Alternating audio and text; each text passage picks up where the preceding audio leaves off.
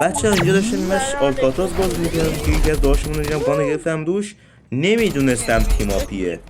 یه دونه پریدم با آدوس یه شات بیس زدم، بعد یهو دیدم یاش از اون طرف داره میاد و فهمیدم این داشتمون تیماپیه، میخواست با همون تیماپ کنه. بعدم دی پریدیم گفتیم بذار با یادش هم تیماپ کنیم، نزدیمشون، گفتیم مرام نیست 3 نفر این داشتمون رو بزنیم. نگاهی نپرید، تیماپمون رو قبول کرد. بعدش هم ببینی اون یکی یادش داشت از اون طرف دمیج میداد، ما قشنگ میتونستیم این اسکواد رو راحت بزنیم، همشون رو ناک میکردیم اون طرف، من میرفتم اون یکی رو میگرفتم.